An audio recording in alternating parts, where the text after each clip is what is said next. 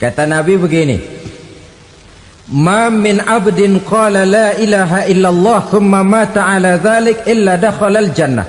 Kalau seorang hamba sudah mengucap dua kalimat syahadat, dia yakin dengan kebenaran kalimat itu sampai matinya, orang itu akan masuk surga. Abi Dzar yang waktu itu diajak bicara heran, ya Rasul kok gampang betul? Iya, walaupun orang itu mencuri, iya, walaupun orang itu berzina, iya, biar dia mencuri, biar dia berzina, kalau dia sudah mengucap dua kalimat syahadat, dia yakin dengan kebenaran kalimat itu sampai matinya, itu orang akan masuk surga. Jadi masuk surga cukup dua kalimat syahadat, yakin sampai mati, masuk surga. Itu perkara masuk. Tapi kalau pertanyaannya diterusin, masuknya kapan Pak? Nah, ini lain lagi urusannya. Sebab ada yang masuknya itu langsung, ada yang mampir dulu. Di sana tempat cuma dua, kalau tidak surga, neraka. Mau ke surga tapi mampir dulu, yang mampirnya jelas di neraka. Kenapa? Dalam hadis qudsi ada riwayat, nanti itu di akhirat, setelah Allah selesai mengatur penduduk surga masuk surga, yang neraka masuk neraka, Allah berkata kepada malaikat Malik, malaikat Malik, labaik ya Allah, itu bajingan-bajingan tengik, manusia-manusia durjana yang waktu di dunia tidak mau sujud, jauh dari ulama, gemar melakukan yang munkarat dan maksiat, hidup di tengah masyarakat selalu jadi bibit keonaran, kufur, sudah masuk neraka semua. Sudah ya Allah. Nah, kalau sudah, coba sekarang kamu masuk Malik. Saya, iya, masuk neraka. Mau apa ya Allah? Kata Allah, akhriju minan nar man kana fi qalbihi misqala habatin min khardalin min iman. Kau masuk neraka, cari di dalam neraka orang-orang yang ada imannya walaupun kecil sebesar biji zarah, angkat mereka keluar. Masuk malaikat Malik ke neraka, cari orang yang ada imannya, korek-korek. Ya repot, udah pada gosong. Yang ada imannya diangkat ke atas, yang ada imannya diangkat ke atas, lalu dimandikan di Nahrul Hayat, namanya sungai kehidupan di akhirat nanti. Cakep lagi rupanya, bersih lagi wajahnya, apel di hadapan Allah. Kata Allah, bagaimana mas? Kapok nggak sampean? Kapok ya Allah. Nah, kalau kapok, idhab fadkhulil jannah, pergi masuk surga sana. Berangkat mereka ke surga, ketemu sama teman-temannya yang udah sampai lebih dulu, yang nggak pakai mampir lagi. Terjadi dialog. Kata teman-temannya yang udah pada nyampe duluan, mas, iya, emang baru sampai? Saya baru sampai. Memang mampir di mana dulu mas? Kita sudah lama sampai di surga. Saudara buka surah Al-Muddatsir ayat 34-35. Ma salakakum fis saqar? Kenapa kamu mampir di neraka Saqar? Qalu lam naku minal musallin. Mereka menjawab, kami mampir di neraka Saqar mas, gara-gara dulunya kami waktu di dunia ndak pernah sholat. Ndak pernah sholat? Ndak pernah. Kan rumahnya dekat masjid, cuma dekat doang mas. Sholat mah enggak saya. Nggak pernah ngasih makan fakir miskin, nggak pernah hadir di majelis taklim, pendeknya nggak pernah melakukan kebajikan, maka saya pun mampir di neraka Saqar. Untung betul saya punya iman mas sedikit. Waktu hidup di dunia dulu saya pernah mengucap dua kalimat syahadat, sekali-kalinya waktu mau kawin. Masya Allah. Untung saja kawin, kalau nggak kawin polos.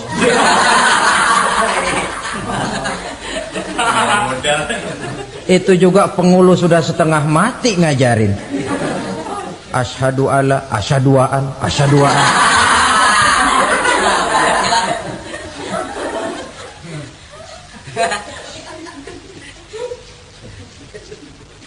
Ini namanya masuk surga, ada mampir dulu.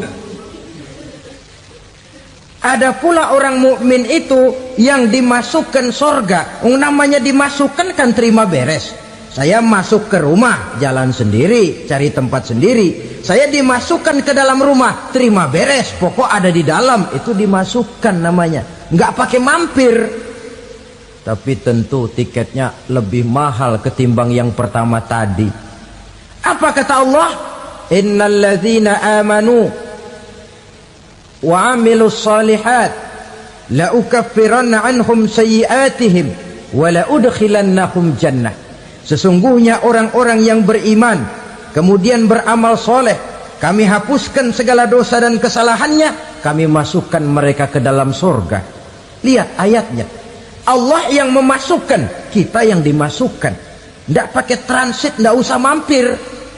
Cuma tidak cukup syahadat, tidak cukup amanu, tapi diiringi dengan wa amilus salih. Iman, amal. Tidak cukup syahadat, lalu dibuktikan dia sholat, dia zakat, puasa, lalu dia melakukan berbagai macam kebajikan. Ini yang menyebabkan dia tidak pakai mampir di tempat yang bernama sakor. Lalu ada pula orang mukmin itu yang disebut penduduk surga. Wah, ini sudah VIP ini. Ashabul jannah, penduduk surga. Siapa mereka? Kata Allah, innal ladzina amanu summa istaqamu fala khaufun alaihim wala hum yahzanun ulaika ashabul jannah hum fiha khalidun.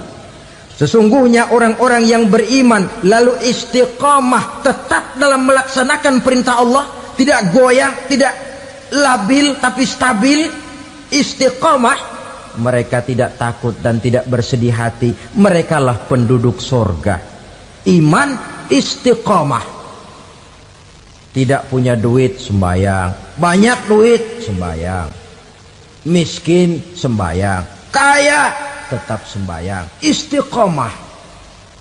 Kadang orang kalau susah rajin ke masjid, banyak duitnya ngelihat masjid melengos. Waktu miskin hamba Allah, setelah kaya jadi hamba harta. Bergeser, tidak ada nilai istiqomahnya. Saudara-saudara, dengan begitu penduduk neraka itu dua. Ada penduduk permanen, ada penduduk yang semi permanen. Yang semi permanen orang-orang beriman yang mempunyai dosa besar. Mereka masuk ke neraka untuk menerima azab sesuai dengan dosanya. Bila selesai masa azab itu, mereka akan diangkat untuk ditempatkan kembali ke dalam surganya Allah Subhanahu wa ta'ala. Nah, dikala itulah saudara-saudara, ada yang disebut syafaat dari Rasulullah Sallallahu Alaihi Wasallam.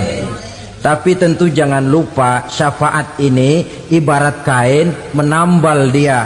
Kita punya kain bolong-bolong sedikit, syafaat yang menambal. Solat kita ada kurang dikit, sedekah kita ada campur riak dikit, amalan kita ada tidak karena Allah dikit, kita berharap syafaat. Jadi biarlah kain masih bolong-bolong, yang penting punya kain. Tapi kalau kainnya tidak ada, yang ditambal apanya? Solat tidak, puasa tidak, zakat tidak, berharap syafaat saja. Ya, terlalu berlebihan itu. Saudara hadirin yang saya hormati, apabila selesai proses penghisaban, proses penghitungan, maka dikala itulah manusia terbagi dalam dua kelompok besar. Fariqun fil jannah wa fariqun fis sa'ir. Sekelompok orang-orang beruntung yang masuk ke dalam surga, dan sekelompok lagi masuk ke dalam neraka. Ibu-ibu, saudara-saudara kaum muslimin rahimakumullah, pada pertemuan yang lalu sudah saya jelaskan bahwa hidup selalu berakhir dengan kematian. Apabila datang kematian menimpa seseorang, datanglah kiamat baginya, Itu yang disebut dengan kiamat kecil. Hakikatnya mati adalah perpindahan dari kehidupan di dunia ini menuju kehidupan di alam barzakh. Menunggu kita di alam barzakh sampai datangnya saat kiamat. Entah 10 tahun, entah 100 tahun, entah 1000 tahun, hanya Allah saja yang maha tahu. Adapun orang-orang beriman yang melakukan amal kebajikan dalam kehidupan di dunia ini, masa penantian yang lama di alam barzakh buat mereka sebentar saja.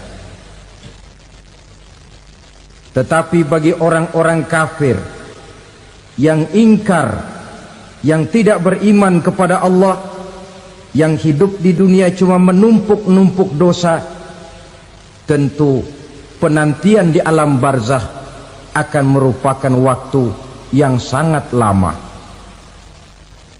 Bukankah dalam kehidupan kita waktu itu memang relatif? Contoh misalnya, bagi pemuda-pemudi yang sedang duduk asyik memadu cinta, waktu 4-5 jam saja rasanya cuma 4-5 menit. Tenggelam oleh keasikan.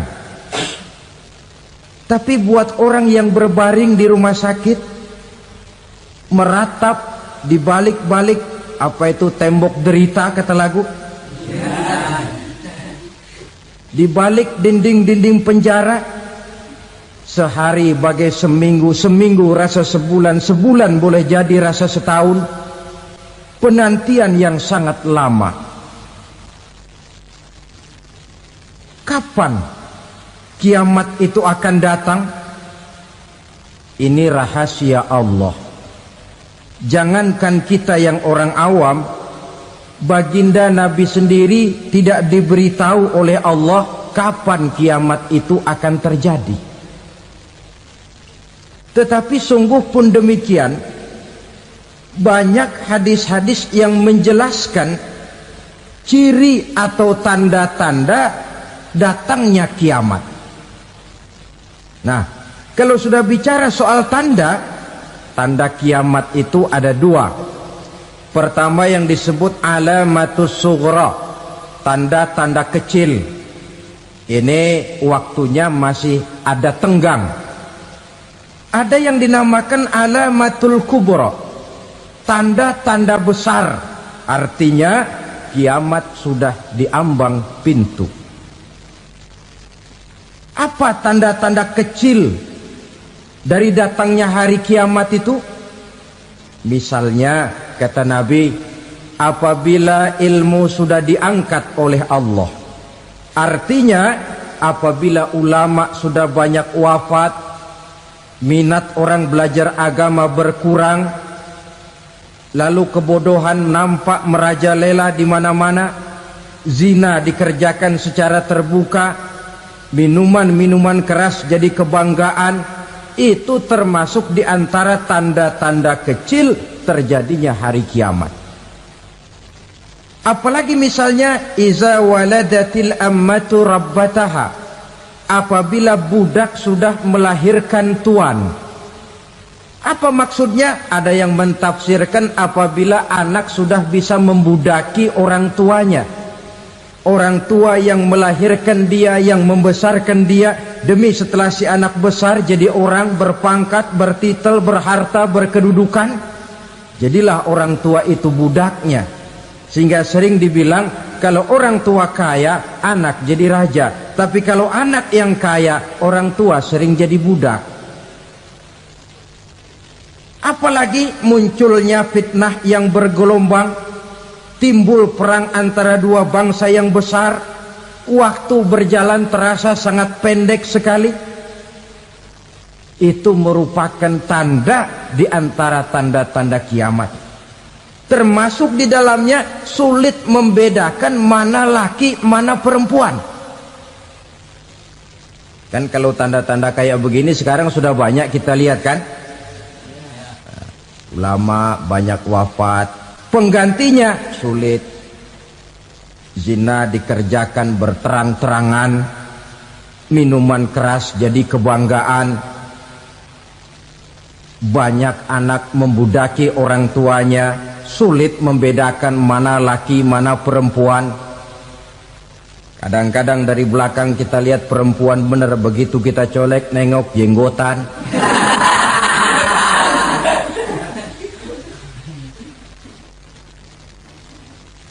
Ini termasuk tanda-tanda kecil, masih ada tenggang sampai akan terjadinya kiamat itu.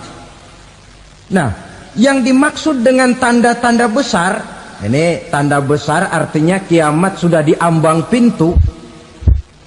Pertama, matahari terbit dari sebelah barat.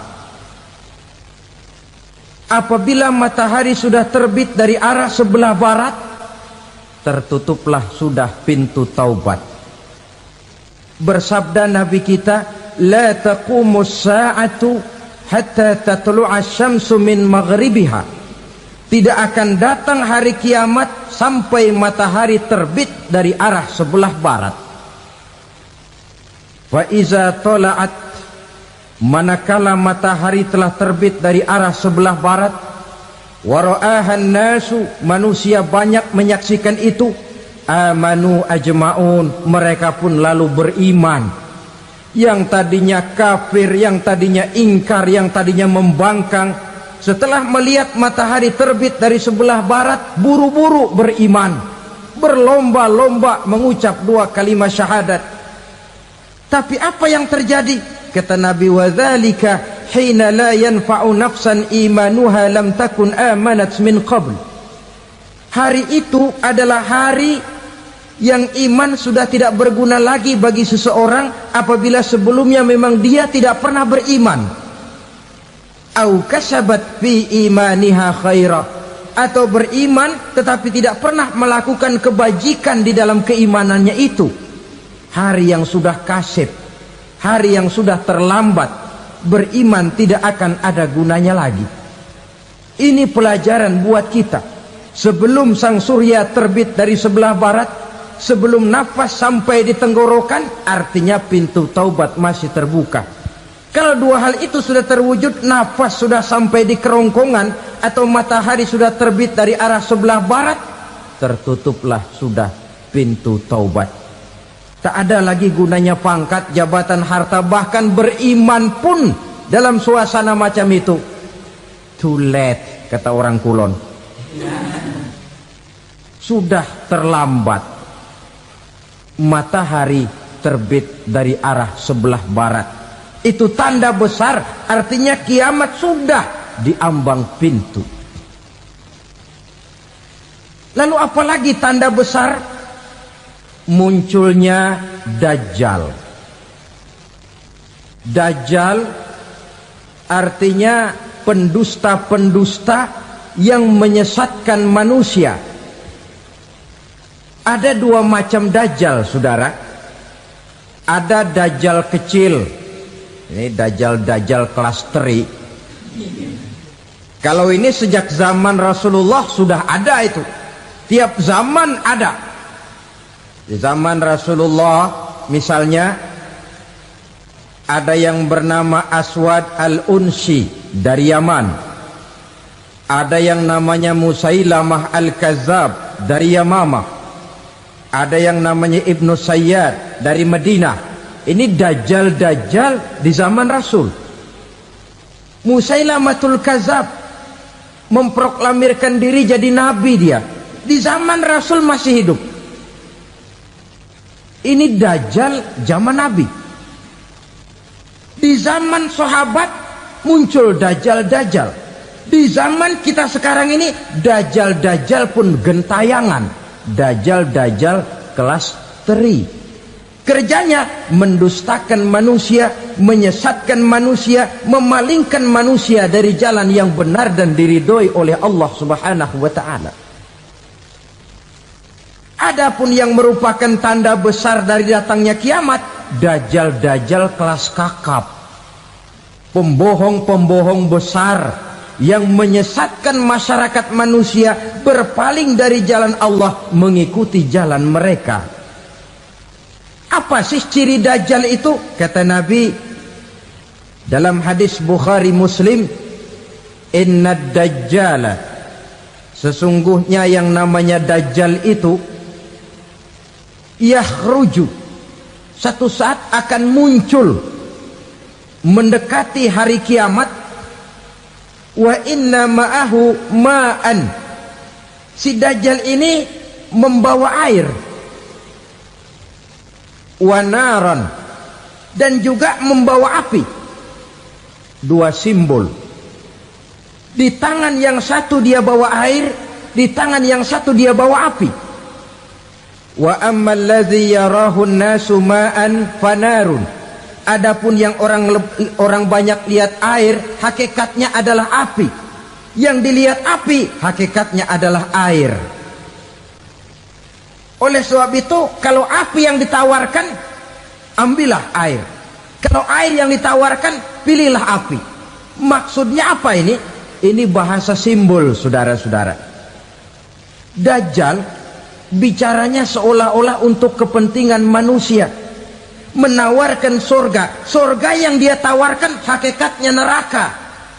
Hai manusia, kalau kau mau bahagia, jangan dekat-dekat dengan agama. Sholat itu tidak efektif dan efisien, tidak produktif dari segi ekonomi itu. Menghadiri majelis taklim cuma buang-buang waktu. Tahajud, tasbih, tahlil, baca Quran, apa itu? Pekerjaan mubazir saja. Hidup ini cuma sekali, masa yang cuma sekali, manfaatkan dengan sebaik-baiknya. Mumpung, dibawanya sifat mumpung tetapi dalam pengertian yang sangat negatif. Bicaranya seolah-olah untuk kepentingan manusia, tetapi sebenarnya menjerumuskan manusia. Menawarkan air, tapi sebenarnya api. Menawarkan api, tapi hakikatnya air. Buat apa kamu sholat? Buat apa kamu bayar zakat? Buat apa kamu puasa? Surga yang dicanangkan Dajjal, hakikatnya neraka. Neraka yang digambarkan Dajjal, pada dasarnya adalah surga. Jadi memutarbalikan fakta itu kerjaan Dajjal. Yang hak jadi batil, yang batil dibilang hak, yang benar jadi salah, yang salah malah jadi benar.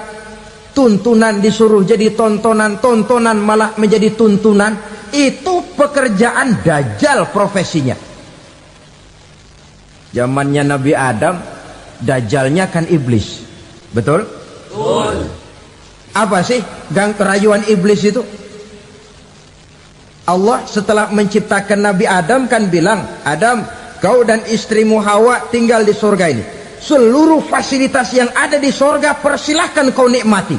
Satu yang tidak boleh, jangan coba-coba dekati pohon khuldi. Dekat saja jangan, apalagi sampai memetiknya. Datang Dajjal yang namanya iblis ini. Adam, kamu tahu nggak kenapa tidak boleh makan buah khuldi? Ya nggak tahu, pokoknya saya dilarang. Bodoh kamu Dam. Khuldun artinya kekal. Kalau kamu makan itu buah, kau akan kekal di surga buat selamanya. Allah tidak kepengen, maka dilarang kamu makan buah khuldi. Kalau kau ingin kekal di surga Adam, makan saja. Saya bicara begini ini untuk kepentingan kamu Adam. Ini kan ciri-ciri Dajjal. Bicaranya sih seolah-olah untuk kepentingan Nabi Adam, hakikat sebenarnya menjerumuskan Nabi Adam supaya ingkar dan melanggar larangan dari Allah Subhanahu wa ta'ala. Jadi setelah muncul Dajjal, timbul kekacauan-kekacauan di masyarakat. Banyak yang terpengaruh, terpedaya dan terpesona. Termasuk mereka yang memproklamirkan diri jadi nabi. Mereka yang memproklamirkan diri jadi rasul di zaman sesudah Rasulullah wafat, itu adalah Dajjal-Dajjal.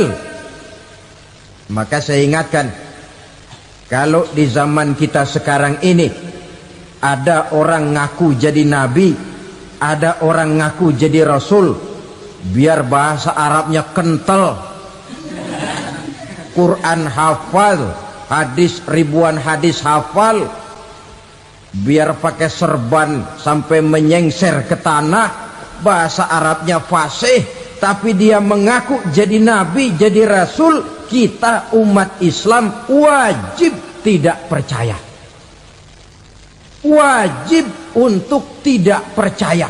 Itulah dajjal-dajjal zaman kita sekarang ini.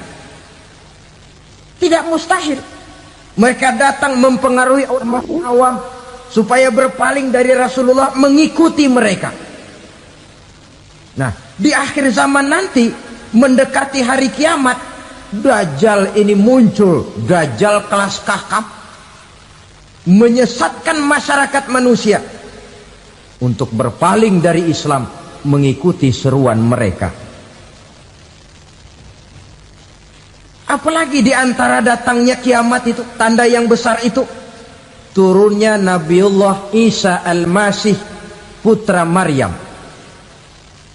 Menurut berbagai hadis yang sahih, Nabi Isa Al-Masih nanti akan turun lagi, tidak membawa risalah yang baru, tapi meluruskan risalah Islam ini yang telah banyak ditinggalkan oleh masyarakat. Bahkan ada hadis menjelaskan beliau akan membunuh Nabi, mematahkan kayu-kayu salib, lalu melaksanakan haji dan umrah mengikuti syariat Nabi Muhammad, bukan membawa agama baru. Menjadi semacam mujaddid, reformer, menyelamatkan manusia dari bisikan dajjal. Bahkan ada riwayat yang menjelaskan bahwa Nabi Isa berhasil mengalahkan dajjal, mengembalikan masyarakat manusia kembali kepada ajaran Islam yang datang dari Allah, dibawa oleh Rasulullah Sallallahu Alaihi Wasallam. Dengan kata lain, turunnya Nabi Isa bukan sebagai Nabi dan Rasul baru, tetapi mengikuti syariat Nabi kita Muhammad Sallallahu Alaihi Wasallam. Saudara hadirin, ibu-ibu hadirat yang saya hormati, kemudian apalagi di antara tanda-tanda besar akan datangnya kiamat itu? Keluarnya asap atau awan.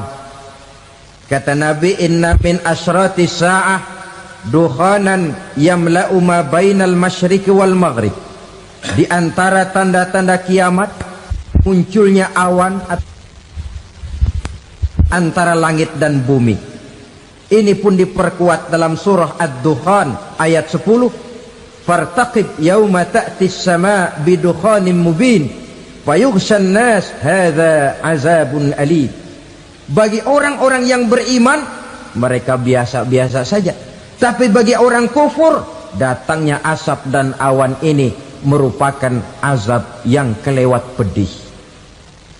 Barangkali sedikit mendekati gambaran tentang azab yang pedih ini, saya ingatkan alam pikiran kita kepada peristiwa yang belum lama terjadi. Pernah dengar berita bocornya reaktor nuklir di Chernobyl, Uni Soviet? Pernah dengar? Nah, bocornya reaktor nuklir di Chernobyl yang mengakibatkan ratusan, bahkan sangat mungkin ribuan nyawa. Cuma satu reaktor. Bagaimana kalau seluruh cadangan nuklir yang dimiliki oleh para negara adik kuasa ini diledakkan? Bahkan yang konon menurut catatan, cadangan nuklir yang dimiliki bersama oleh Amerika dan Rusia sekarang ini sudah sanggup memusnahkan 6 miliar manusia. 1,5 kali lebih banyak dari jumlah manusia yang nongkrong di permukaan bumi ini. Saudara-saudara hadirin yang saya hormati, lalu saat mendekati hari kiamat, apalagi tandanya? Setelah Nabi Isa wafat, pada saat turunnya yang kedua kali, lalu Allah meniupkan angin sejuk. Semua orang-orang beriman, orang-orang baik wafat, sehingga penghuni bumi ini cuma tinggal lagi terdiri dari orang-orang kafir. Tidak ada lagi di bumi ini yang bisa mengucapkan Allah. Sehingga dalam hadis qudsi itu ada keterangan, innallaha azza wa jalla yaqulu li Israfil. Allah pernah pesan kepada malaikat Israfil, kata Allah, Israfil, idza sami'ta qailan yaqul Allah Allah fa akhirin nafakh 40 sanatan ikraman liqailiha.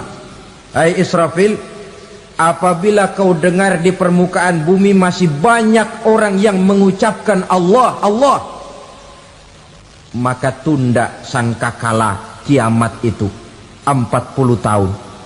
Untuk apa? Ikraman liqailiha, menghormati orang yang mengucapkan Allah Allah itu. Wah, jadi karena sekarang masih banyak yang mengucapkan Allah, besar hatilah kita, masih jauh kiamat itu.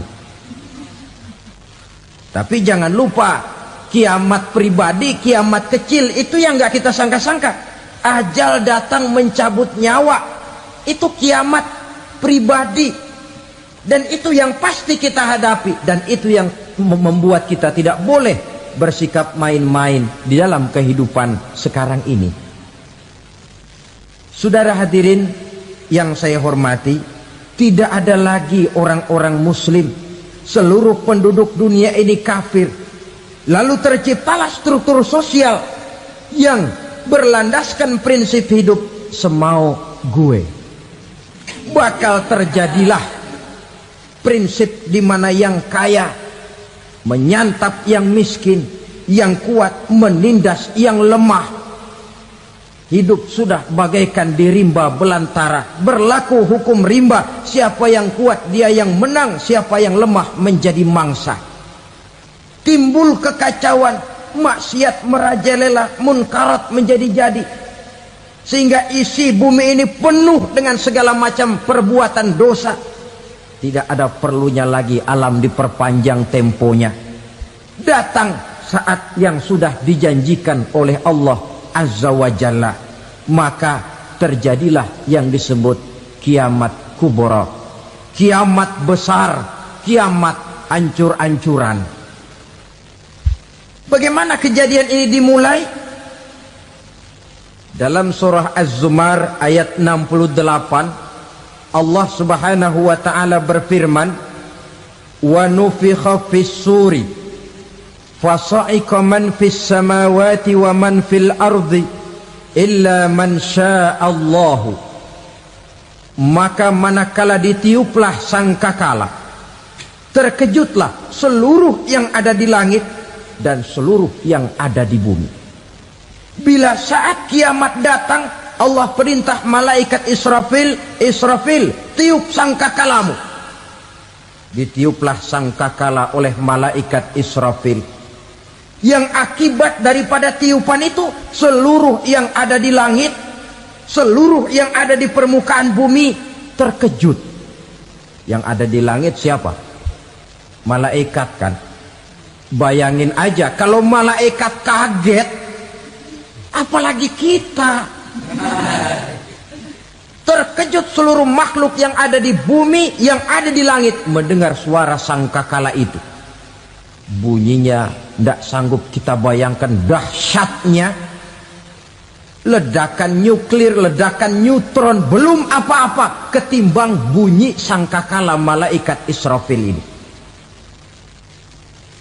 Nah, lalu mendengar bunyi sangkakala ini, gemparlah makhluk, kacaulah alam. Bumi gempa, planet-planet bertabrakan, gunung meletus, air laut tumpah ke darat, angin topan bertiup, halilintar menyambar. Lalu semua yang bernama hidup mati total.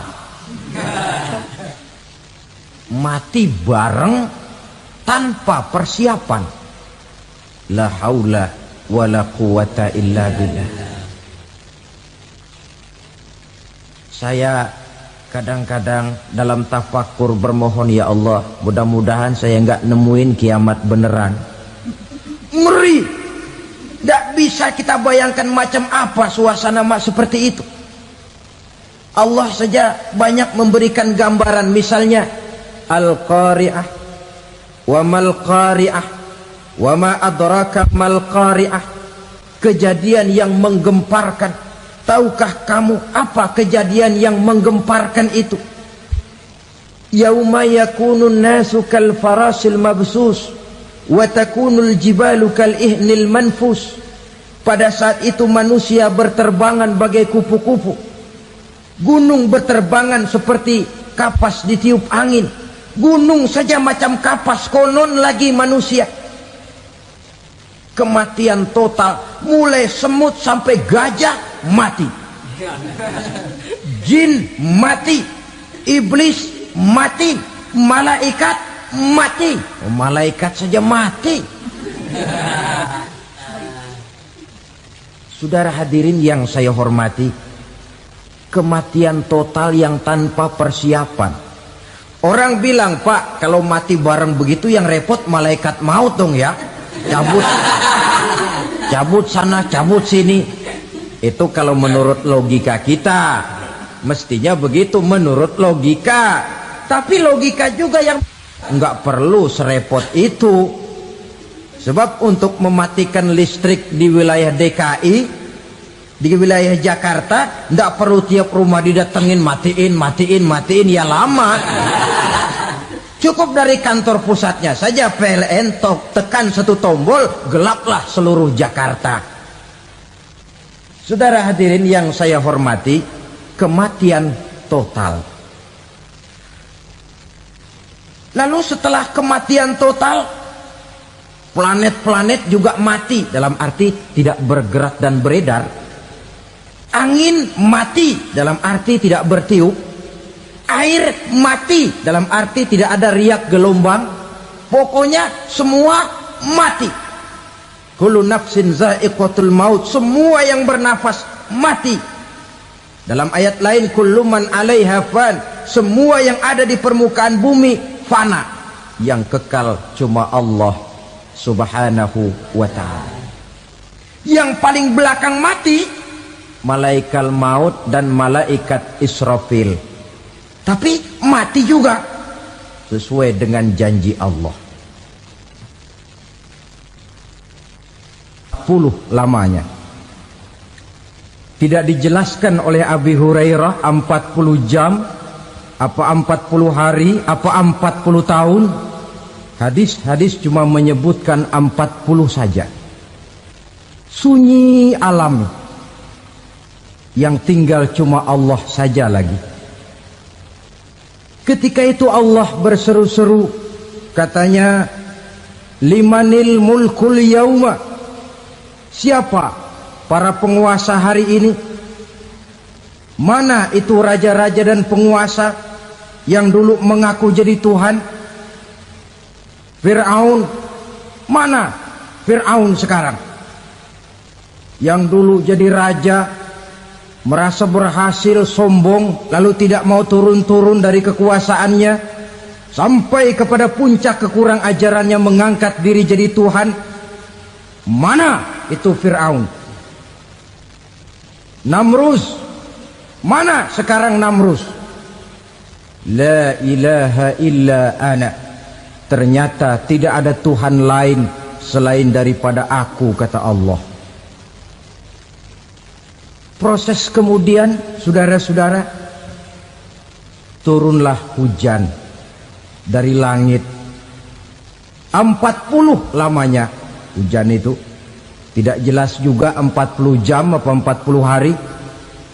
Setelah air turun membasahi, datanglah tiupan sangkakala yang kedua.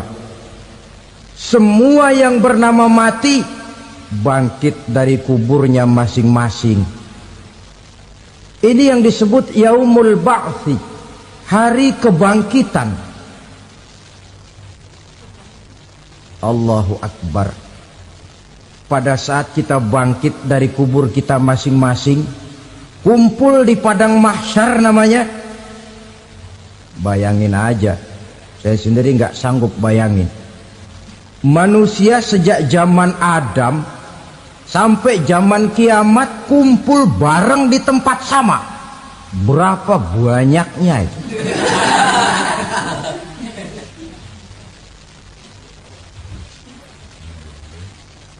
Dan yang luar biasa menurut satu riwayat, pada saat bangkit itu, Masya Allah, roman muka kita berubah, disesuaikan dengan amalan kita waktu di dunia ini. Barang siapa yang waktu di dunia amalannya itu amalan tikus, di akhirat nanti dia bangkit dari kubur, mukanya seperti muka tikus. Gagah betul badannya, tapi mukanya seperti tikus.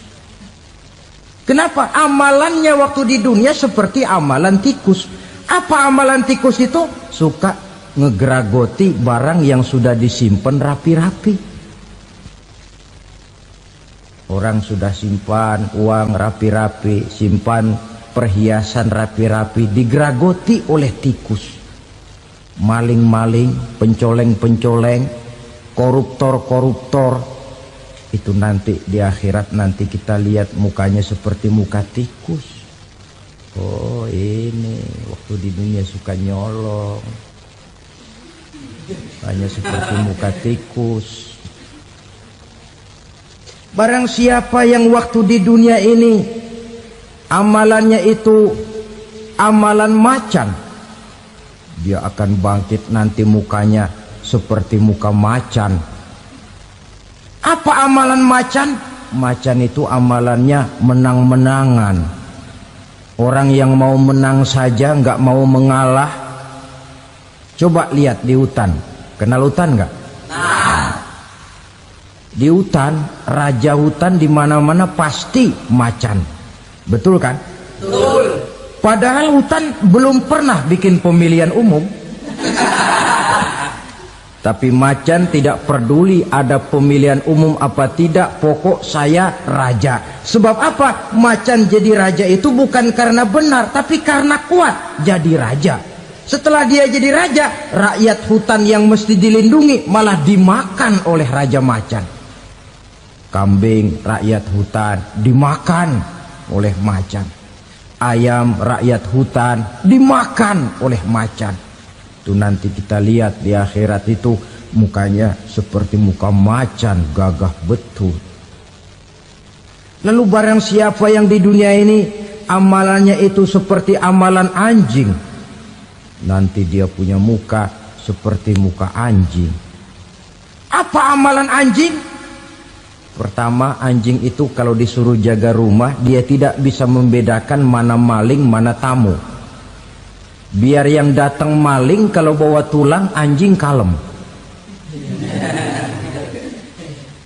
Yang kedua, anjing itu akan setia kepada siapa saja yang memberinya roti. Siapa yang memberinya roti, itulah majikannya. Apa kata majikannya, pasti dia laksanakan. Soal benar atau salah, dia tidak peduli. Setelah anjing dapat roti, dia tidak punya pilihan lain kecuali bilang, abdi mah kumaha juragan wae ayeuna mah.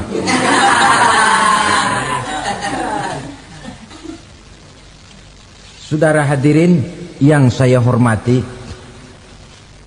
berkumpul di padang mahsyar, tiap orang sibuk dengan persoalannya masing-masing. Matahari waktu itu didekatkan oleh Allah, panas luar biasa. Ada yang saking panasnya itu mencucurkan peluh keringat sampai sebatas mata kakinya.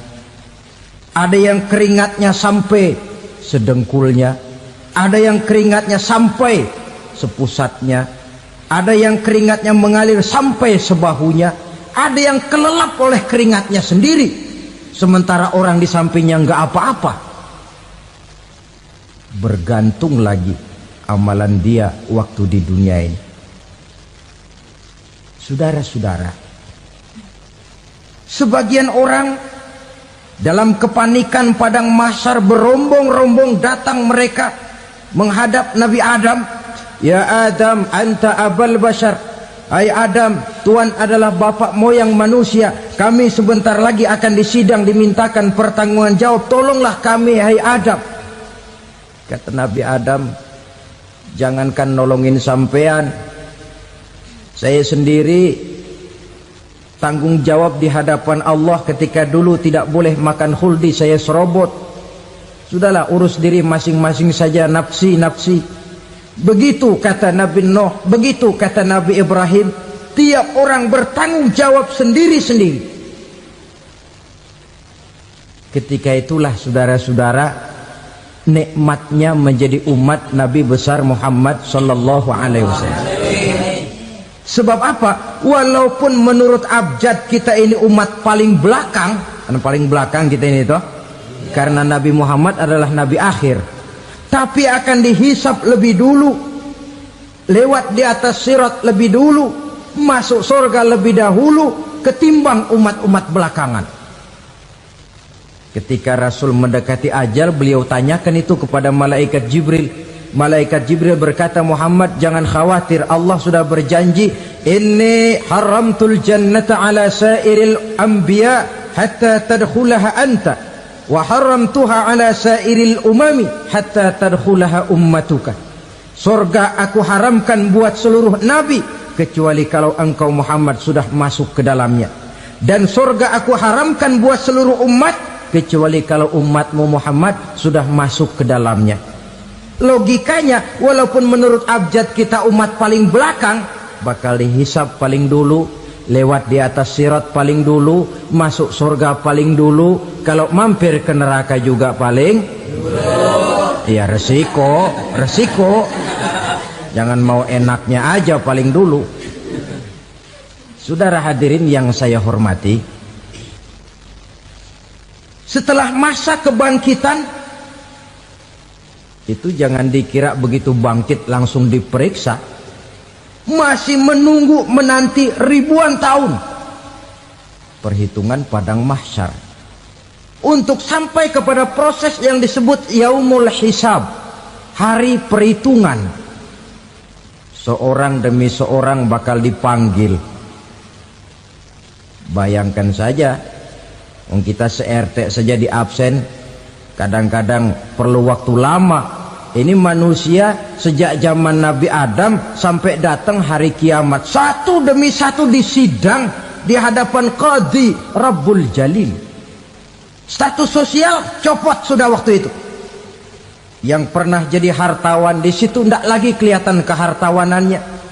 Yang pernah jadi jenderal tidak lagi dipanggil jenderalnya. Yang ustadz tidak lagi dipanggil al-mukarramnya. Seluruh status sosial selesai. Dipanggillah kita seorang demi seorang menghadap Qadhi Rabbul Jalil. Bagaimana proses penghisaban itu? Pertama, proses tanya jawab. Di antaranya ada hadis menyatakan, lan tazula qadama 'abdin yaumal qiyamah hatta yus'ala an arba'i khisalin. Besok di hari kiamat tidak akan bergeser telapak kaki seorang hamba sampai dia ditanya lebih dulu tentang 4 persoalan. Tentang ilmunya, kemana ilmu itu diamalkan. Tentang umurnya, di mana umur itu dihabiskan. Tentang masa mudanya, kemana masa muda itu dipakai. Tentang hartanya, dari mana harta itu didapat dan kemana harta itu dibelanjakan. Ini termasuk proses tanya jawab. Jadi kalau istilah pengadilan dunia, nama Fulan bin Fulan. Kamu waktu di dunia diberikan umur panjang untuk apa? Pernah mengalami masa muda, kemana kau habiskan masa remajamu? Kau diamanahkan ilmu, dengan apa ilmumu kau amalkan? Kau diberikan harta, dari mana harta kau dapat, kemana kau belanjakan? Tak seorang pun yang bisa mungkir. Sebab apa? Dikala itu yang menjadi saksi bukan orang. Yang menjadi saksi adalah seluruh anggota badan kita. Tangan bicara, kaki jadi saksi terhadap seluruh amalan yang pernah kita kerjakan pada saat kehidupan di alam dunia ini. Selesai proses tanya jawab, lalu diperlihatkan buku catatan kita waktu hidup di dunia ini. Jangan lupa Allah itu menyiapkan 2 superkomputer kepada kita. Sebelah ditempelin sebelah kanan, yang sebelah tempelin di sebelah kiri. Komputer itu namanya Raqib dan Atid, 2 malaikat yang apabila baik kita lakukan, refleks saja akan menulis kebajikan kita. Jahat kita kerjakan, akan tertulis. Catatan itu nanti diperlihatkan kepada kita. Waduh, alangkah malunya pada saat diperlihatkan catatan kita, buku rapot kita merah melulu. Barangkali diperiksa sambil diomelin, brengsek lo. Buku merah melulu begini bagaimana waktu hidup di dunia? Tidak cukup diperlihatkan buku catatan kehidupan, rekaman kehidupan. Rekaman kehidupan kita secara utuh sejak terlahir sampai ajal datang merenggut nyawa. Barangkali mirip dengan video sekarang ini, di mana terekam dengan baik seluruh kegiatan kita sejak yang sekecil-kecilnya sampai kepada yang sebesar-besarnya. Untuk kemudian kita pun menerima balasan. In khairan fa khairun wa in syarran fa syarrun. Kalau baik ya baik balasannya, kalau jahat ya jahat juga balasannya. Catatan-catatan kita diberikan. Kalau banyak kebajikannya diberikan di tangan kanan dengan cara yang halus. Kalau banyak kejahatannya diberikan dari sebelah kiri atau dilempar dari belakang. Itulah sebabnya sejak di dunia ini kita sudah mohon kepada Allah. Ketika berwudu membasuh tangan kanan, apa kita bilang? Allahumma a'tini kitabi biyamini wa hasibni hisaban yasira. Ya Allah, berikan saya kitab di tangan kanan, dan kalau saya memang perlu dihisap, hisaplah saya yang seringan-ringannya. Tangan kiri berlindung kita kepada Allah, jangan sampai diberikan kitab di tangan kiri atau dari arah sebelah belakang. Wa a'udzubika an tu'tiya kitabi bishimali aw min wara'i zuhri, dari arah sebelah belakang. Na'udzubillah min dzalik. Setelah selesai lewat proses penghisaban, lewat mizan, timbangan, maka yang sudah selesai dihisab itu bergeraklah menuju sirat, jembatan yang terbentang menuju surga melalui neraka. Saudara-saudara, panjangnya perjalanan sirat itu memakan waktu ratusan tahun. Tetapi orang yang lewat di atas sirat pun macam-macam, bergantung amalannya ketika di dunia ini. Ada yang lewat di atas sirat itu kal barkil khatib, seperti kilat yang menyambar, lep, sudah sampai dia di surga. Cepat bukan main. Ada yang lewat di atas sirat itu seperti orang lari-lari. Ada yang lewat di atas sirat itu seperti orang jalan biasa. Ada yang sambil merangkak, ada yang sambil ngesor, ada yang sambil gelayutan, ada yang selamat sampai ke ujung ke surga, ada yang tergelincir jatuh masuk ke dalam neraka, bergantung amalannya dalam kehidupan di dunia sekarang ini. Tiap kita akan melewati yang namanya sirat ini. Saudara-saudara kaum muslimin yang saya hormati, dengan demikian mereka yang selamat melalui sirat sampai ke terminal akhir surga, mereka yang ketika dihisab ternyata banyak kejahatannya daripada kebaikannya, mereka singgah di dalam neraka. Nah, adapun orang-orang yang beriman menurut ayat Quran dan hadis Nabi, itu nanti ada bermacam-macam. Ada orang beriman itu yang dimasukkan surga. Ada orang beriman itu yang dimasukkan ke dalam surga. Ada orang beriman itu yang disebut penduduk surga. Kenapa lain-lain, Pak? Karena waktu di dunia amalannya juga lain-lain. Ada orang beriman yang masuk surga. Ini paling murah tiketnya. Mau masuk surga? Kata Nabi begini, ma min abdin qala la ilaha illallah thumma mata ala dhalik illa dakhalal jannah. Kalau seorang hamba sudah mengucap dua kalimat syahadat, dia yakin dengan kebenaran kalimat itu sampai matinya, orang itu akan masuk surga. Abi Dzar yang waktu itu diajak bicara heran, ya Rasul kok gampang betul? Iya, walaupun orang itu mencuri, iya, walaupun orang itu berzina, iya. Biar dia mencuri, biar dia berzina, kalau dia sudah mengucap dua kalimat syahadat, dia yakin dengan kebenaran kalimat itu sampai matinya, itu orang akan masuk surga. Jadi masuk surga cukup dua kalimat syahadat, yakin sampai mati, masuk surga.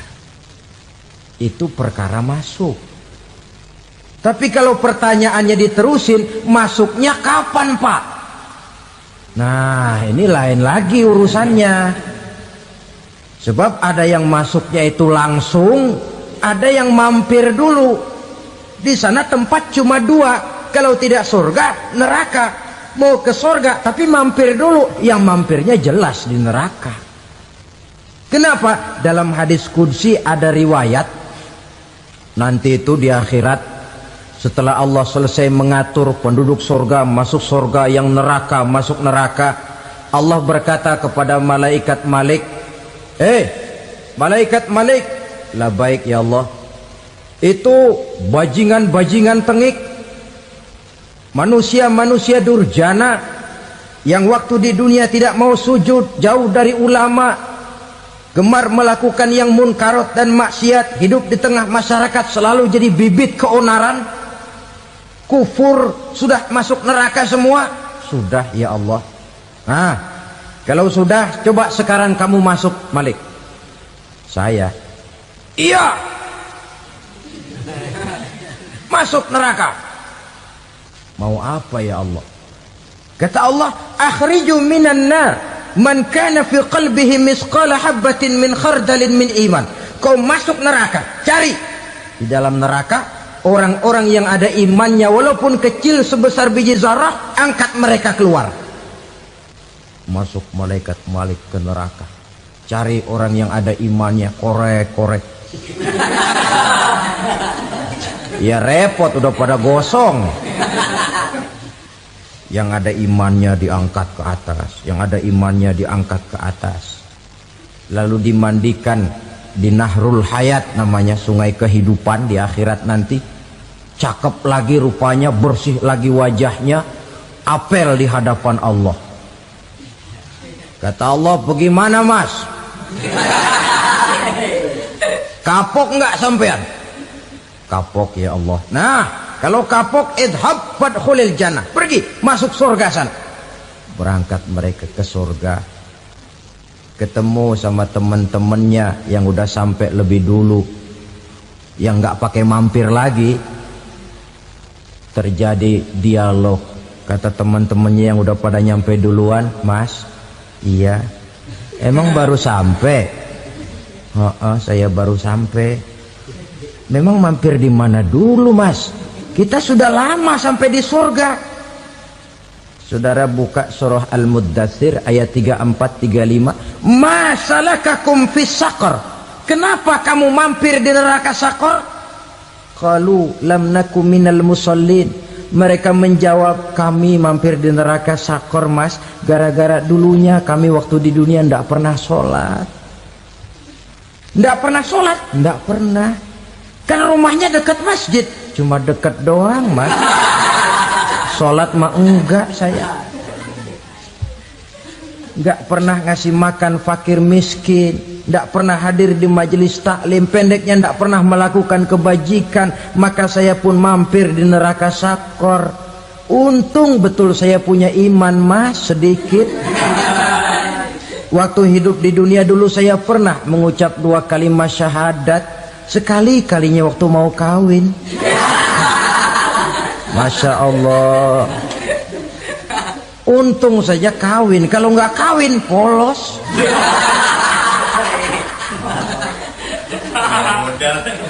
Itu juga pengulu sudah setengah mati ngajarin. Asyhadu alla, asyaduaan, asyaduaan.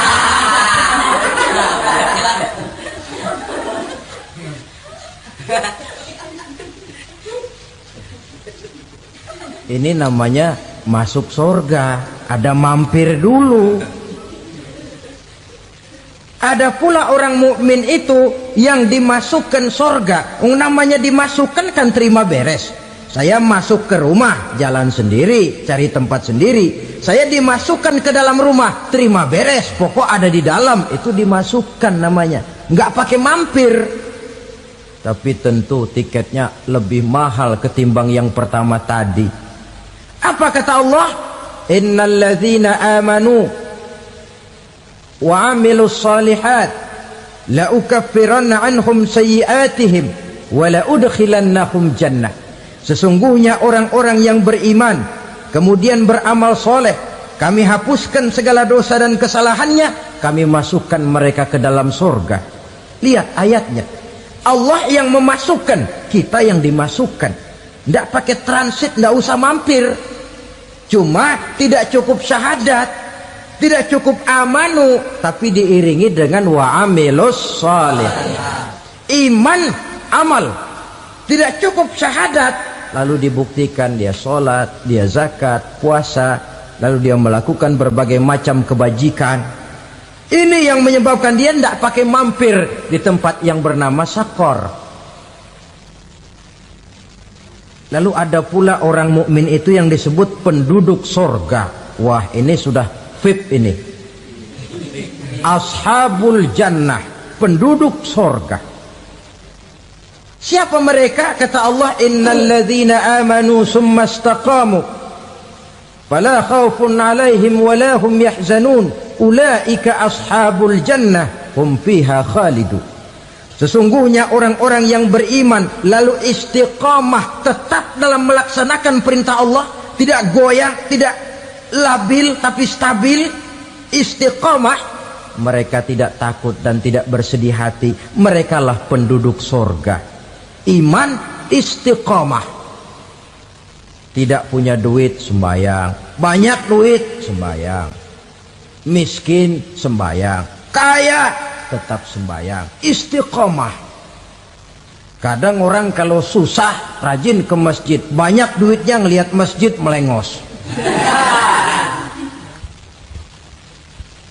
Waktu miskin hamba Allah, setelah kaya jadi hamba harta. Bergeser, tidak ada nilai istiqomahnya.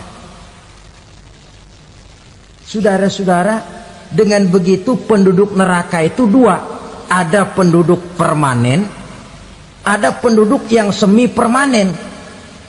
Yang semi permanen orang-orang beriman yang mempunyai dosa besar. Mereka masuk ke neraka untuk menerima azab sesuai dengan dosanya. Bila selesai masa azab itu, mereka akan diangkat untuk ditempatkan kembali ke dalam surganya Allah Subhanahu wa ta'ala.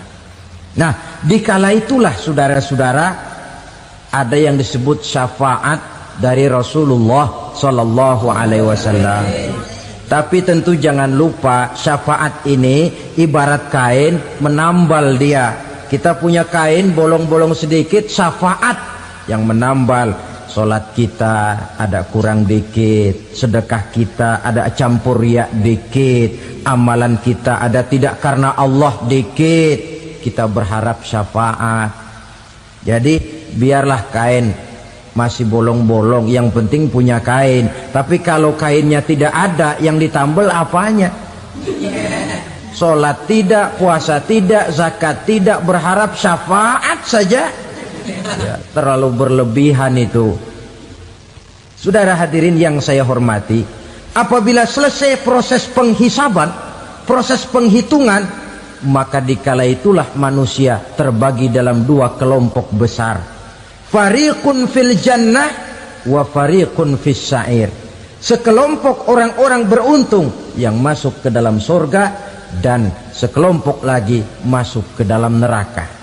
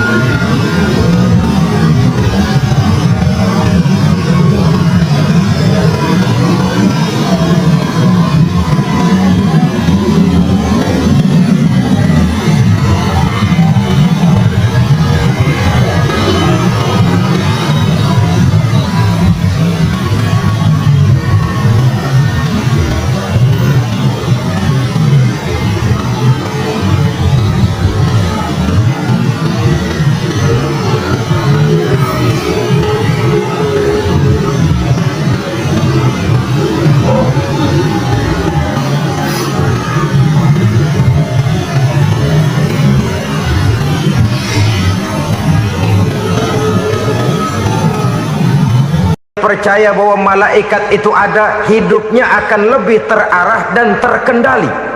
Karena kepercayaan kepada yang gaib, yang merupakan fase daripada kehidupan setelah hidup yang sekarang ini, mewarnai gerak pribadi seseorang di dalam dia melakukan kegiatan hidupnya. Pola berpikir materialisme, disadari atau tidak, mulai menggejala di lingkungan masyarakat bangsa kita. Hidup tidak lebih dari urusan tangan ke mulut, mulut ke tangan, tangan ke mulut. Asal perut sudah kenyang, hiduplah sudah. Perkara bagaimana prospek hari yang akan datang, bagaimana akhirat, tidak jadi persoalan. Ini yang oleh Nabi diperingatkan, ad-dunya sijnul mu'min wa jannatul kafir. Dunia adalah penjara bagi orang beriman dan surga bagi orang kafir.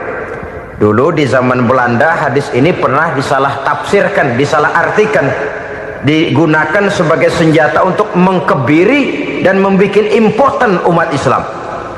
Sudahlah umat Islam gak usah macam-macam, kata Belanda. Dunia ini kan penjara buat orang Islam, surga buat orang kafir. Di penjara jangan bertingkah.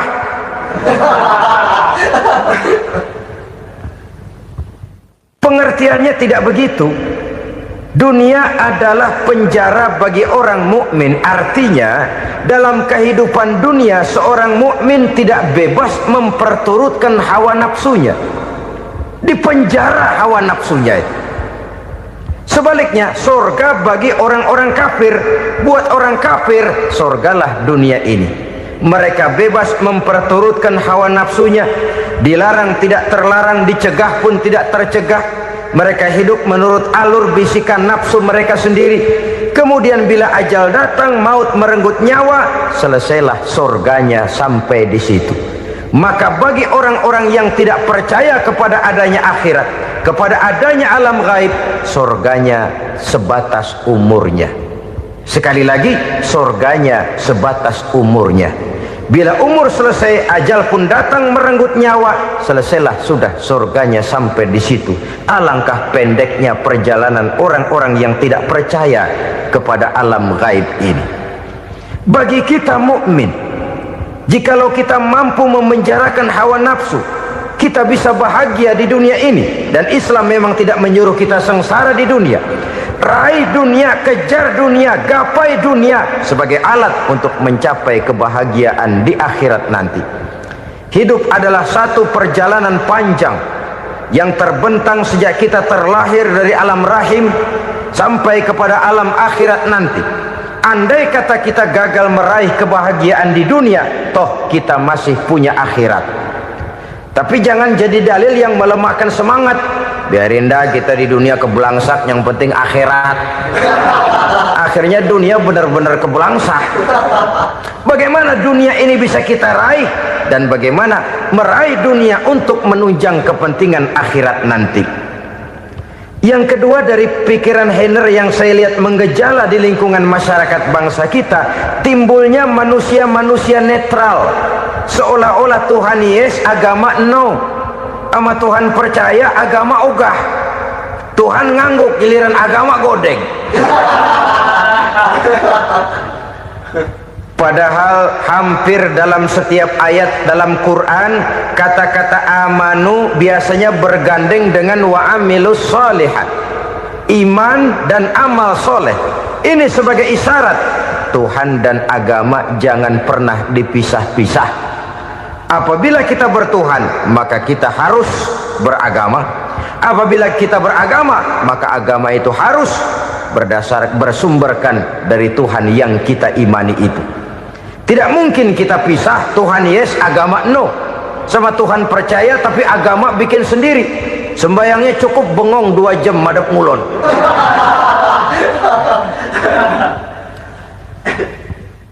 Saudara-saudara kaum muslimin rahimakumullah.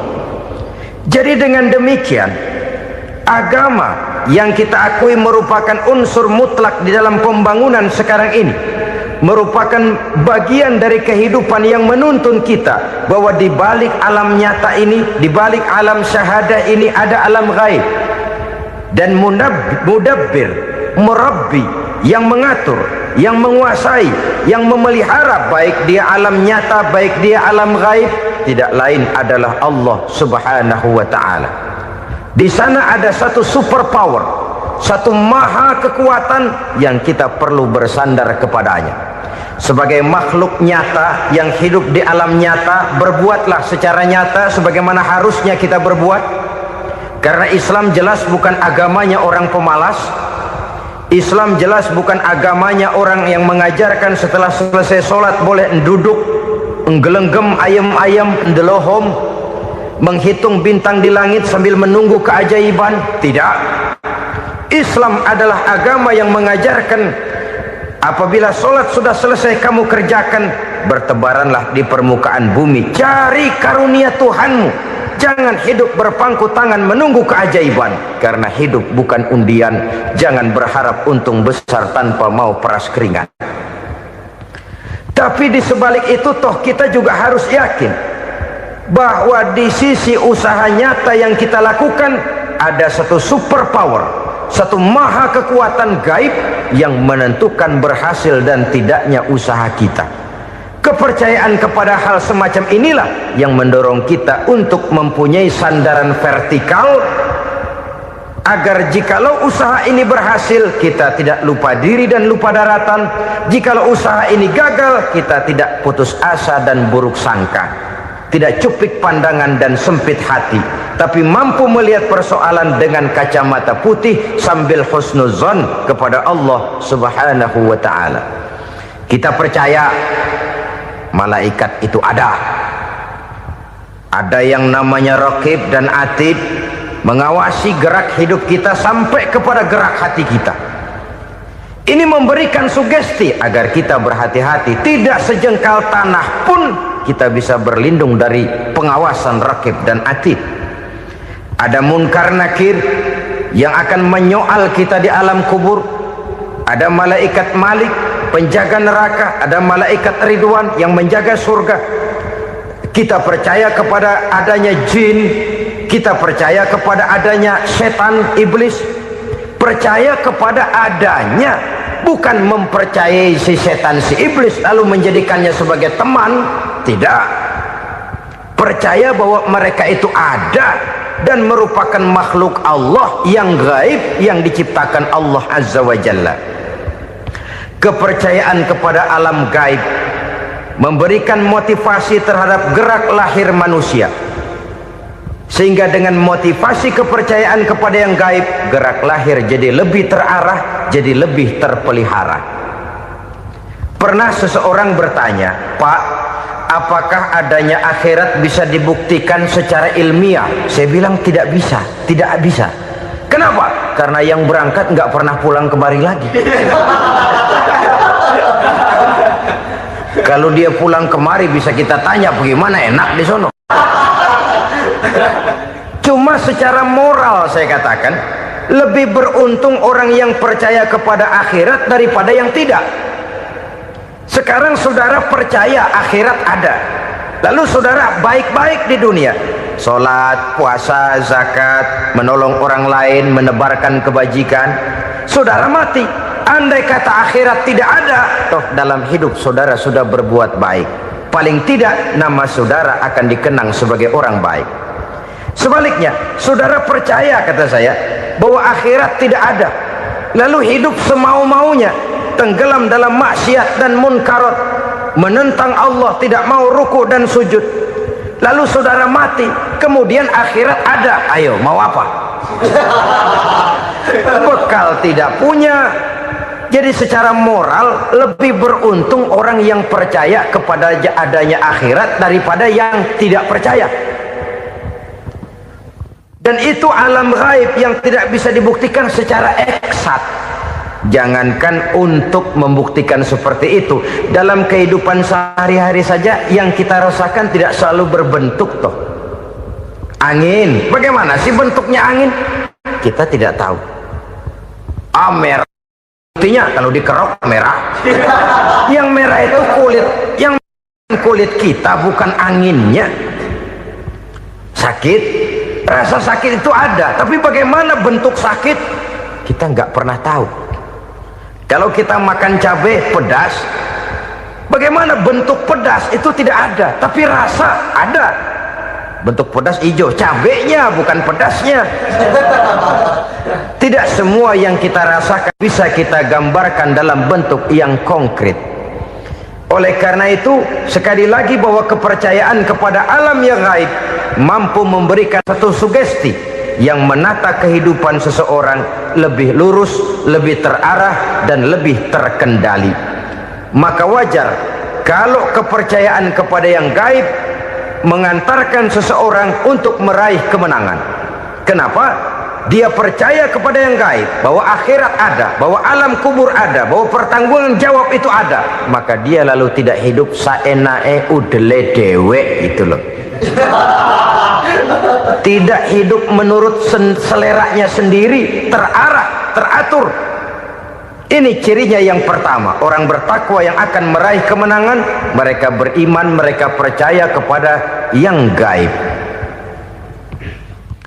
Bahkan hal-hal konkret saja selalu berangkat dari yang gaib. Saudara-saudara, para remaja, para pemuda sekarang ini tidak pernah tahu toh siapa yang akan jadi teman hidup saudara.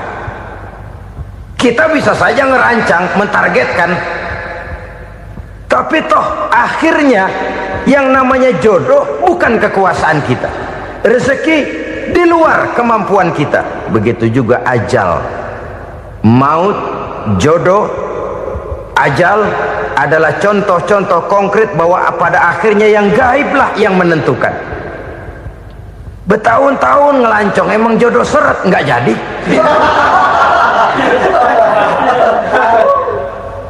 Begitu kenal baru setengah malam nginep ditangkap hansip.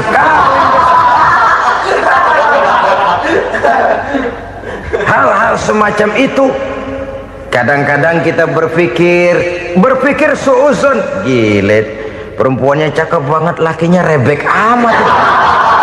Memang begitulah jodohnya. Memang begitulah jodohnya. Saudara hadirin ma'asyiral muslimin yang saya hormati, jadi hal-hal yang konkret saja kita yakini sepenuhnya ditentukan oleh satu superpower yang gaib itu tadi. Dari sanalah segala ketentuan itu berangkat dan kesanalah segalanya akan kembali. Maka kepercayaan kepada yang gaib meluruskan gerak hidup seseorang dan itu akan mengantarkan dia kepada meraih kemenangan. Satu. Yang kedua, wa yuqimuna shalah. Orang bertakwa yang akan meraih kemenangan itu adalah orang-orang yang mendirikan sholat. Kenapa sholat mengantarkan orang untuk meraih kemenangan? Yang jelas, inna sholata tanha anil fahsya'i wal munkar. Sholat mampu mencegah manusia dari perbuatan keji dan munkar. Banyak filsafat hidup yang terkandung di dalam sholat ini. Sejak kita wudhu sampai kita menghadap ke arah kiblat, sampai kita melakukan gerak-gerak sholat, bacaan-bacaan yang ada di dalam sholat, lalu sampai kepada mengucapkan salam. Banyak filsafat hidup yang terkandung di dalam sholat. Umpamanya saja, setelah takbiratul ihram mulai kita dengan sholat dalam posisi berdiri, diajarkan dalam kitab-kitab fikih agar kita melihat ke arah tempat sujud. Ini kan filsafat kehidupan. Kalau kamu sholat dalam posisi berdiri, lihat tempat sujud. Jangan sholat mata jelalatan, sebab nanti bisa mengurangi kekhusyuan. Jadi wajar kalau yang dikatakan bahwa yang paling afdol adalah shaf yang di depan. Kenapa? Secara harfiah pengertiannya akan lebih mengundang kekhusyuan. Kenapa? Kalau kita di shaf paling depan di masjid umpamanya paling banter kita lihat tembok. Tapi kalau kita shaf di tengah atau di belakang, orang-orang di depan kita pun akan kelihatan. Yang bajunya loreng, yang bajunya genggang, yang bajunya macam-macam. Kita lihat, kadang-kadang kita pikirin, ada yang bajunya bolong. Kita sholat tapi dalam hati, nih orang bajunya robek yang nggak tahu apa. Ada saja hal-hal yang mengusik kekhusyuan kita. Oleh sebab itu diajarkan dalam posisi berdiri, lihat, arahkan pandangan matamu kepada tempat sujud. Ini kan filsafat kehidupan. Maksudnya apa? Kalau lagi diri lihat dong tempat sujud. Kalau udah di atas ingat dong sama yang bawah. Kalau sudah tinggi ingat dong dari mana kamu berangkat. Kalau sudah berkuasa bantu dong yang lemah. Kalau sudah kaya santuni dong yang miskin. Kalau sudah alim bimbing dong yang awam. Ini filsafat kehidupan. Dalam posisi berdiri kau lihat tempat sujud. Ini akan melahirkan kepekaan sosial di mana seseorang mau tahu kepada orang lainnya. Bagaimanapun kaya kita, tinggi pangkat dan jabatan kita, jikalau hidup hanya untuk kepentingan perut sendiri saja, rasanya belum membawa manfaat di dalam kehidupan kita. Tapi efek yang tertinggi sesungguhnya, sholat mencegah manusia dari perbuatan keji dan munkar. Perbuatan keji dan munkar walaupun kelihatannya mendatangkan uang, membawa keuntungan, tapi itu keuntungan semu, keuntungan sementara. Dengan menipu orang lain kita bisa dapat untung, tapi tidak membawa berkah, dan itu adalah kerugian besar dalam kehidupan kita. Maka untuk meraih kemenangan harus dimulai dengan membentuk kepribadian yang tegar, memiliki sandaran vertikal yang langsung kepada Allah Subhanahu wa ta'ala, dan itu hanya bisa kita tempuh melalui jalur ibadah formal yang sudah ditentukan Allah, yakni sholat yang 5 waktu. Untuk memperkuat itu ada sholat-sholat sunnah, rawatib, nawafil sebagai terminal kontrol cadangan untuk memelihara stabilitas temperatur batin di dalam kita berhubungan dengan zat yang maha gaib, yaitu Allah subhanahu wa ta'ala. Orang sering bertanya, Pak, itu tetangga saya nggak sholat, duitnya nggak habis-habis, Pak. Nggak sholat tapi mobilnya tambah terus, nggak sholat tapi usahanya makin maju. Tapi di sisi lain ada orang yang rajin sholat, rezekinya butak bener, anaknya mana kurus, mana korengan. Saudara hadirin ma'asyiral muslimin rahimakumullah, harus saya katakan bahwa sholat memang bukan untuk cari duit. Sholat adalah sandaran vertikal kita kepada Allah. Sedangkan soal rezeki itu berkaitan dengan sifat Allah maha pengasih dan maha penyayang. Allah maha pengasih, siapapun dikasih kalau mau usaha. Allah maha penyayang, tidak semua orang disayang oleh Allah azza wa jalla. Dan belum tentu banyak harta itu merupakan nikmat, mungkin juga istidraj. Artinya istidraj itu dikasih tapi diambulin, kalau bahasa Betawinya itu.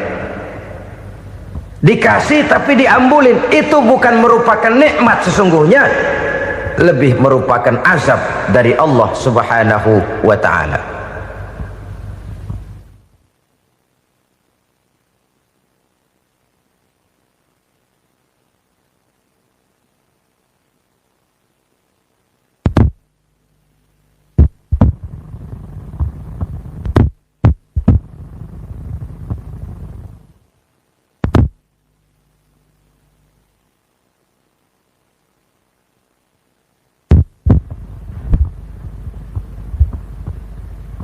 Agama mempunyai sistem sholat, dan kita umat Islam telah dituntun oleh Allah subhanahu wa ta'ala yang wajibnya 5 kali dalam sehari semalam mendirikan sholat, dan itu tentu berada dalam jangkauan kemampuan manusia.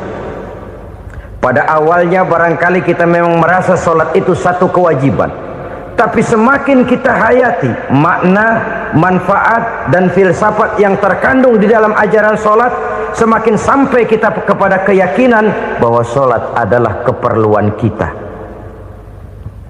Sehingga pada waktu tertentu dinilai puncaknya, kita tidak lagi akan berkata saya wajib sholat, tapi kita akan berkata saya perlu sholat. Kalau kita sudah merasakan itu adalah keperluan kita, nah di sanalah kita baru akan merasakan ruginya kalau hal itu tidak kita laksanakan.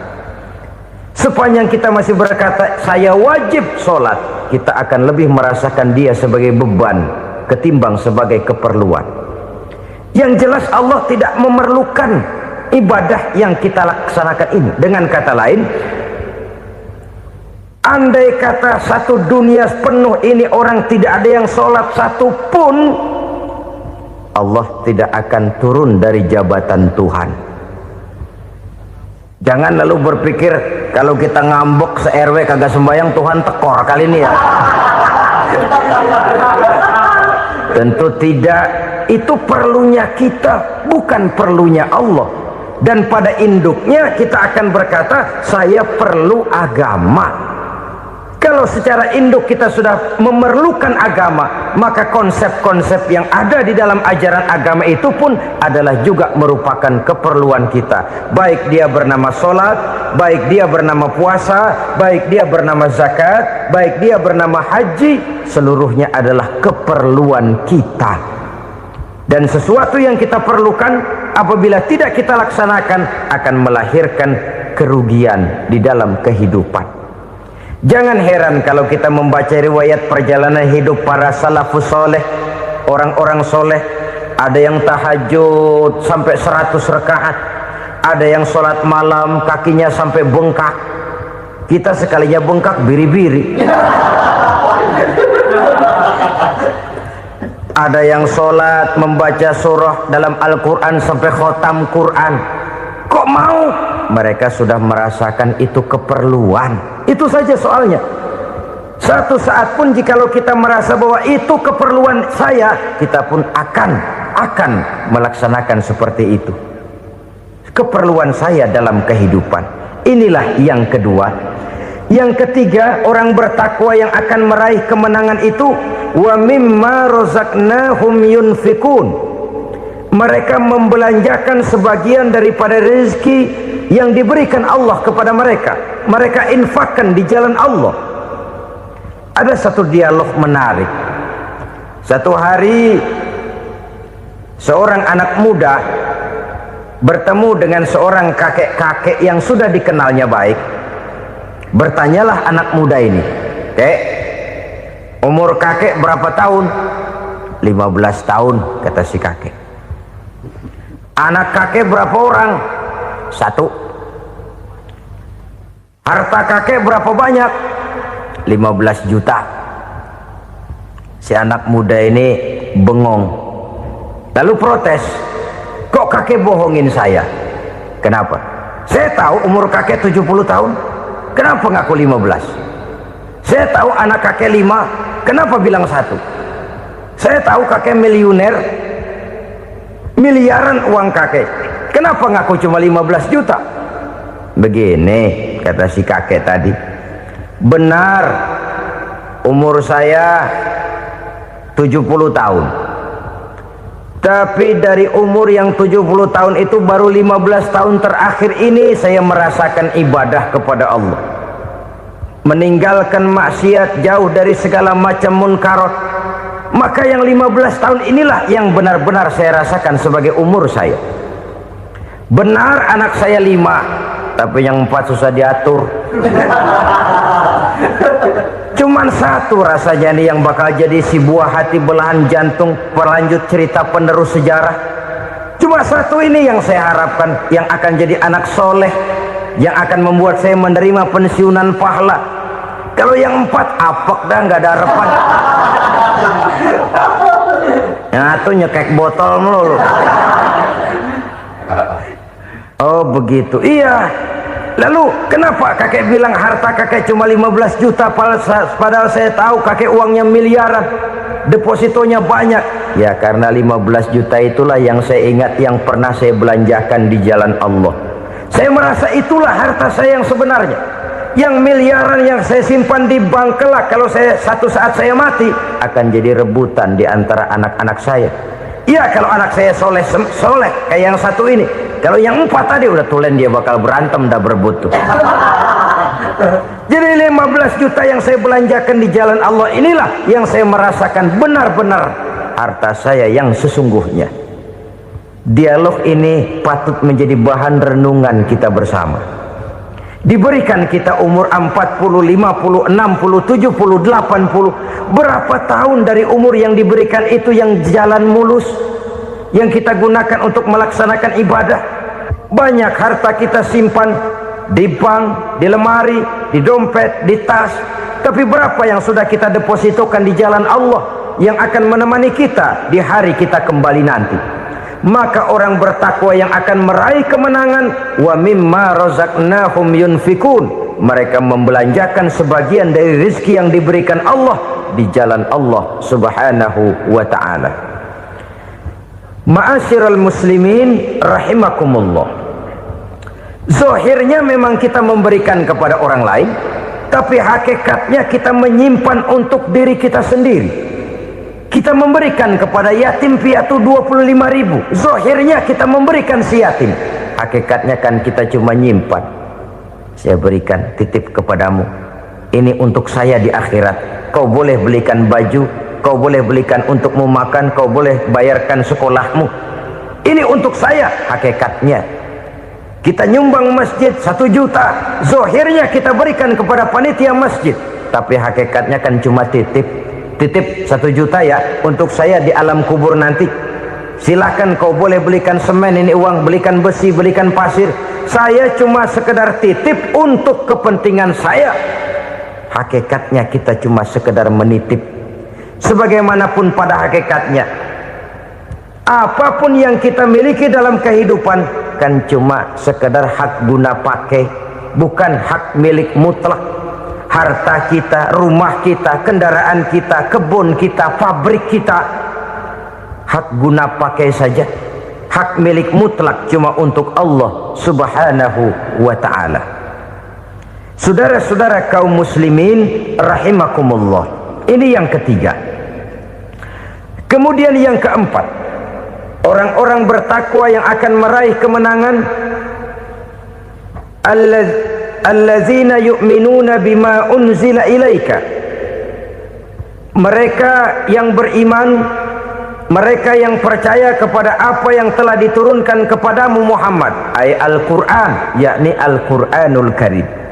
Setelah percaya kepada yang gaib, mendirikan solat, kemudian menginfakkan sebagian dari rezeki yang diberikan Allah, mereka juga lalu percaya kepada yang diturunkan terhadap Nabi, yaitu tidak lain Al-Quranul Karim.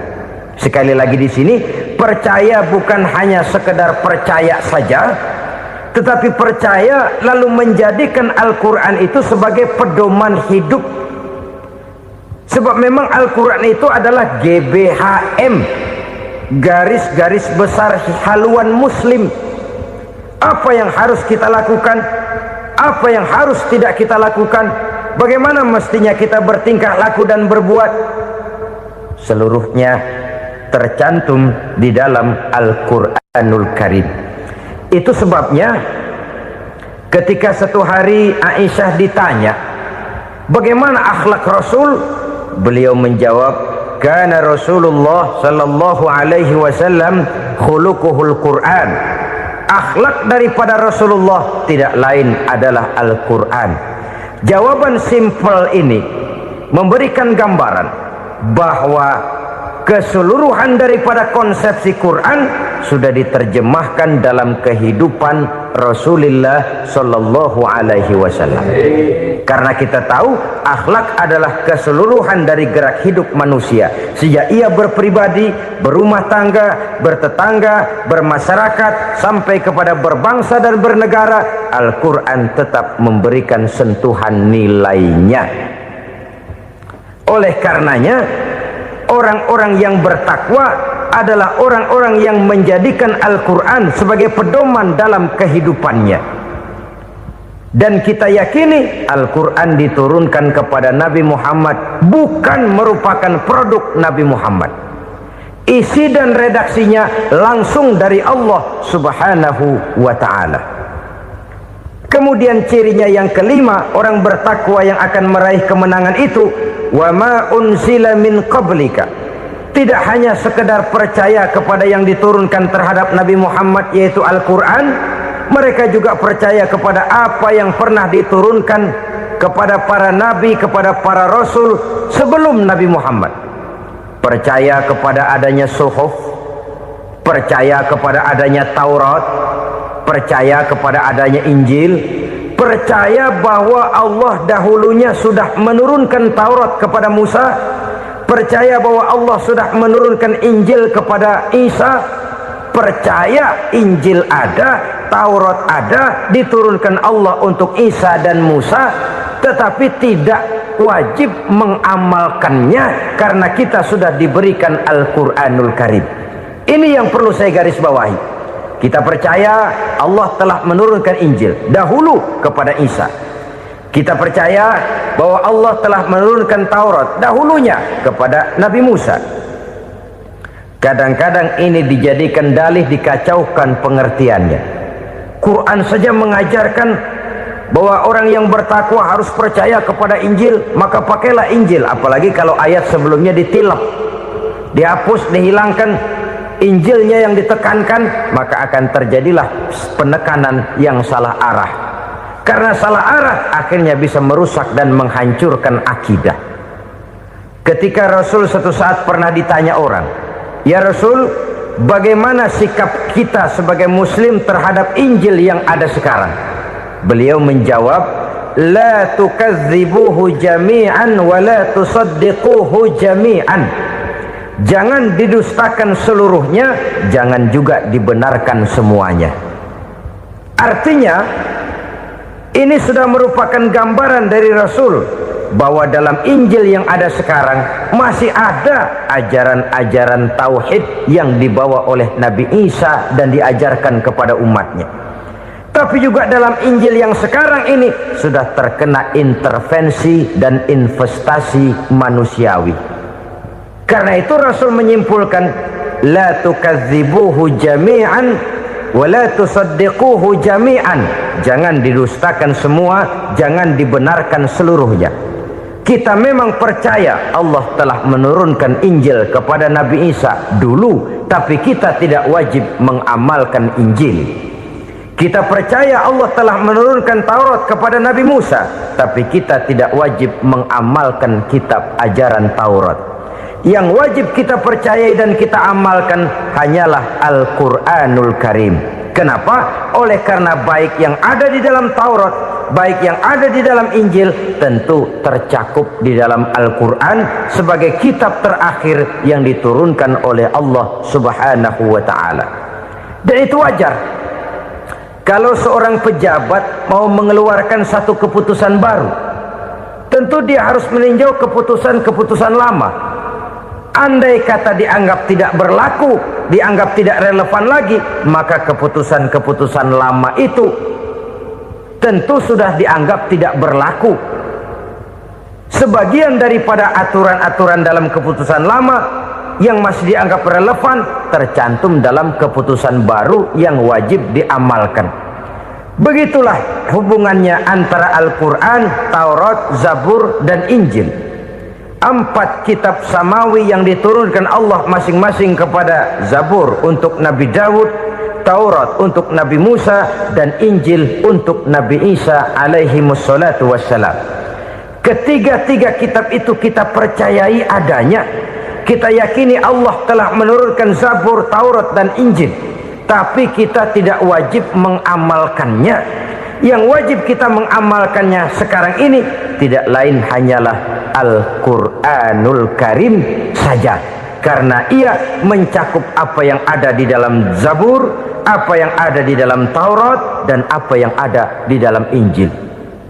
Keotentikannya bisa dipertanggungjawabkan.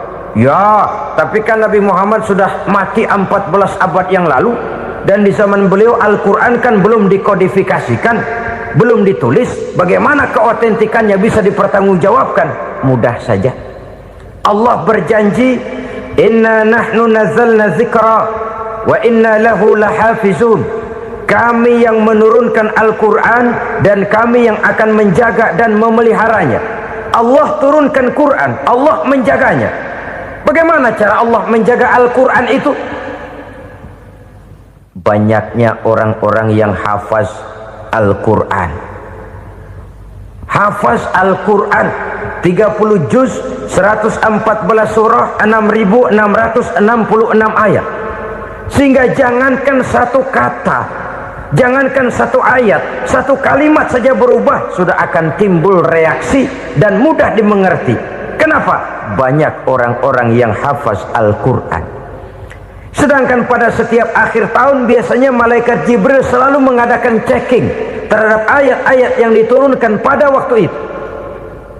Di zaman Nabi sendiri sudah ada usaha kodifikasi. Dan yang lebih luar biasa lagi, sampai hari ini tidak seorang pun mampu membuat satu ayat saja semacam Al-Quran. Ke bahasa manapun dia diterjemahkan, naskah aslinya tetap ikut, rujukan dasarnya tetap ada. Berdasarkan itu maka tidak mungkin terjadi penyelewengan terhadap atau pemalsuan terhadap ayat-ayat Al-Quranul Karim. Kesuciannya, keotentikannya, kemurniannya bisa dipertanggungjawabkan. Ma'asyiral muslimin rahimakumullah. Oleh karenanya konsepsi dasar daripada ajaran Islam ini memang tidak lain adalah Al-Quran dan Sunnah. Isi daripada agama Islam yang merupakan iman, Islam, dan ihsan, konsepsi dasarnya tidak lain adalah Al-Quran dan Sunnah Rasulullah Sallallahu Alaihi Wasallam. Maka yang kita perlukan sekarang ini adalah terjemahan Al-Quran di dalam kehidupan kita. Dengan demikian, maka gaya kehidupan yang lebih Qurani itulah yang kita dambakan. Kita perlu memang terjemahan Quran dalam bahasa Inggris, dalam bahasa Belanda, dalam bahasa Jepang, tapi yang lebih kita perlukan adalah terjemahan Quran di dalam kehidupan kita. Konsekuen, tidak memanipulasi, ringan sama kita jinjing, berat sama kita pikul. Jangan kalau lempengan ayat Quran tuh kira-kira enak diamalin, keras teriakan kita. Giliran kira-kira ayat Quran itu mukul kepala kita sendiri, diam kita. Itu ciri yang pernah disindir Allah dalam awal-awal Baqarah juga. Ciri beragamanya orang yang munafik. Kullama adha'a lahum masyaw fih, kata Allah. Wa iza azlama alaihim qamu. Apabila terang mereka jalan, apabila gelap mereka berhenti. Artinya, kalau kira-kira di Islam nguntungin, rame-rame pada teriak Islam. Tapi ketika diminta untuk berjuang, ketika dituntut untuk berkorban, rame-rame mengundurkan diri. Nasib agama tidak ubahnya seperti daun pisang yang dikait orang di tepi jalan lantaran tak berpayung di ketika hari hujan. Manakala hujan usailah sudah, daun itu pun dicampakkan di tepi jalan, diinjak pula orang nan lalu. Artinya orang menjadikan agama cuma sebagai lipstick, decoration only, tidak konsekuen. Hanya pada saat-saat kelihatannya Islam membawa keuntungan, rame-rame orang teriak-teriak tentang Islam. Tapi jikalau diminta berjuang, jikalau dituntut untuk berkorban, biasanya rame-rame juga mengundurkan diri. Jangan heran kalau mayoritas hitungan kita, tapi minoritas peranan kita. Kuantitas kita dalam jumlah, tapi dalam kualitas kita lebih sering jadi penonton daripada jadi pemain. Padahal itu sangat tidak boleh terjadi. Umat Islam di Indonesia harus bangkit. Umat Islam di Indonesia harus sadar akan keberadaannya.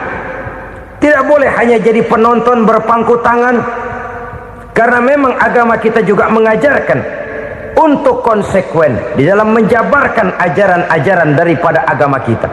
Kita sering menjadi jatuh menjadi umat yang lemah oleh karena kita ini tidak pandai menggalang kebersamaan yang diakibatkan tidak konsekuennya kita.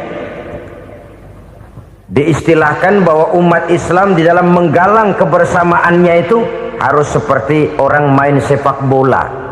Saudara-saudara kan tahu orang main sepak bola itu. Orang main sepak bola, kalau pertandingan belum dimulai sih silakan saja kumpul di luar lapangan, atur strategi yang baik. Tapi kalau pertandingan sudah dimulai, turun ke lapangan hijau, jangan kumpul terus. Ada sepak bola gotong royong, mundur-mundur rame-rame, depan ke depan kumpul melulu mainnya. Kalah. Orang main sepak bola itu ya harus ada penyerang tengah, harus ada penjaga gawang, harus ada strikernya, harus ada kiri luarnya, kanan dalamnya yang jadi backnya. Posisi boleh bermacam-macam, tapi yang penting saling ngoper untuk menggolkan gawang lawan. Begitulah umat Islam ini. Boleh ada yang jadi pejabat, boleh ada yang jadi pengusaha, boleh ada yang jadi petani, silakan ada yang jadi seniman, ada yang jadi penyair, ada yang jadi artis sekalipun. Tapi kalau sudah berhasil menguasai bola, jangan lupa operannya. Operan itu yang langka. Kita ini muslim kadang-kadang kalau sudah memegang menguasai bola, kalau belum mau mampus, belum mau ngoper. Nanti kalau sudah nggak punya bola, baru mau ngoper. Kalau sudah dengar-dengar mau dekat pensiun, baru mau jihad, baru mau berjuang, baru mau ngurus pesantren. Tanda tangan sudah tidak laku, memo sudah tidak dihargai, baru mau berjuang. Kemarin kemana mas? Kita tidak pandai memanfaatkan posisi. Dengan kata lain, kalau kembali kepada persoalan kita, konsekuensi kita terhadap agama yang kita anut ini belum ideal. Kita masih lebih sering berislam ini pada saat-saat yang menurut perhitungan kita membawa keuntungan. Tapi kalau diminta berjuang, dituntut berkorban, yang itu pun hakikatnya adalah untuk kepentingan kita juga. Allah tidak pernah menuntut kita untuk jihad bagi kepentingan Allah, itu tidak. Berjuang menegakkan agama Allah, apakah untuk kepentingan Allah? Tidak. Untuk kepentingan kita. Sebab nilai-nilai jihad itu pada akhirnya akan membawa kita kepada suatu kebahagiaan. Setidaknya kalau tidak di dunia, tentu di akhirat sebagai syahid. Oleh karena itu, pada bagian akhir ini saya ingin mengajak, marilah kita konsekuen. Sekali kita berkitabkan Al-Quranul Karim, mari dia kita jadikan pedoman. Jangan cuma kita jadikan sebagai penghias dinding, pelengkap rumah, bahwa di rumah kita ada Al-Quran, tapi yang baca kecoa. Habis pada bolong tuh Quran. Yang penting kan punya Quran. Ditaruh di pintu rumah. Biar apa? Biar kuntilanak kagak masuk katanya. Ya apa itu nasib Quran? Cuma kerjanya jaga pintu, ngusir kuntilanak, ngusir memedi. Bagaimana kita hidup menurut tuntunan Al-Quran? Kadang-kadang tidak pernah menjadi masalah bagi kita. Maka bagaimanakah Al-Quran akan mungkin membawa keberkahan dalam hidup kalau ajarannya kita injak-injak dalam keseharian kita? Mewujudkan gaya hidup yang lebih Qurani, itulah yang akan kita rintis di dalam kehidupan kita, bertahap, step by step, menurut kemampuan yang ada pada kita. Jika jalan ini tidak bisa kita selesaikan, percayalah akan ada generasi penerus yang akan melanjutkan usaha dan cita-cita mulia itu.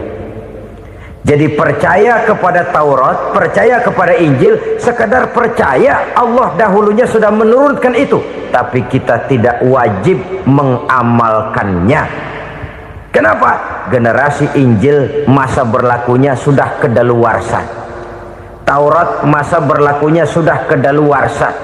Injil pernah berlaku untuk orang Nasrani di zaman Nabi Isa. Taurat pernah berlaku untuk orang Yahudi di zaman Nabi Musa. Setelah generasinya berlalu, datang Rasul penutup yang membawa Al-Quranul Karim. Maka Al-Quran itulah yang berlaku menjadi pedoman sampai hari akhir nanti. Jangan jauh dari Al-Quran, karena apabila ini kita lakukan, maka kita akan kembali kepada satu gaya hidup yang jauh dari tuntunan agama, dan itu artinya kita akan semakin jauh untuk meraih kemenangan. Saudara-saudara kaum muslimin rahimakumullah, yang keenam, yang terakhir, orang-orang bertakwa yang akan meraih kemenangan itu wabil akhirati hum yuqinun. Mereka percaya, mereka yakin seyakin-yakinnya akan adanya hari akhir,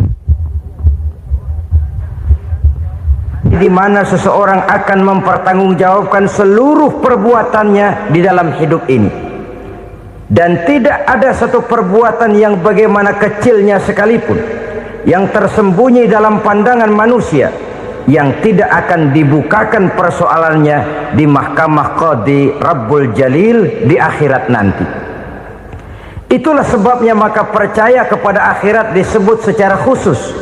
Padahal di awal tadi sudah dijelaskan yu'minuna bil ghaib, percaya kepada alam gaib, dan alam gaib ini termasuk akhirat. Kenapa pada bagian akhir disebut lagi akhirat? Karena ternyata bahwa kepercayaan kepada adanya akhirat merupakan induk dari kepercayaan terhadap adanya malaikat, setan, jin dan lain sebagainya, dan akan lebih memberikan sugesti dalam kehidupan manusia untuk meluruskan gerak hidupnya. Jikalau satu saat tergerak hati akan berbuat kejahatan, ingin mencuri, sadarlah, awas ada akhirat. Sebab kalau kita cuma teriak awas ada polisi, itu cuma tertunda sementara. Begitu polisi meleng, embat. Kalau kita ingin berbuat jahat cuma berteriak awas ada hansip, cuma sementara ketika hansip itu ada. Tapi kalau ceritanya awas ada akhirat, mau menyeleweng awas ada akhirat, mau berjudi awas ada akhirat, mau mencuri awas ada akhirat. Keyakinan yang akan meluruskan gerak hidup manusia sehingga gerak itu jadi lebih terarah dan terkontrol, tidak merugikan baik diri sendiri, lebih-lebih orang lain. Ternyata bahwa kepercayaan kepadanya adanya hari akhirat sanggup menjadi sumber daya kontrol dari kehidupan manusia, sehingga ia tidak terjebak dalam perbuatan maksiat dan munkarat. Saudara-saudara kaum muslimin, inilah saja yang kita bicarakan pada pertemuan kali ini. Semoga Allah subhanahu wa ta'ala memberikan kekuatan zahir dan batin kepada kita untuk dapat meraih kemenangan dengan beriman kepada yang gaib, mendirikan solat, membelanjakan sebagian dari rezeki yang diberikan Allah, percaya kepada Al-Quran, beriman kepada kitab-kitab yang diturunkan sebelum Al-Quran, lalu meyakini adanya hari akhirat. Saya percaya kepada sesuatu yang saya mengerti, sesuatu yang boleh dipelajari sejak TK sampai perguruan tinggi, sejak anak-anak sampai kakek nenek. Saya bukan percaya kepada sesuatu yang saya tidak mengerti.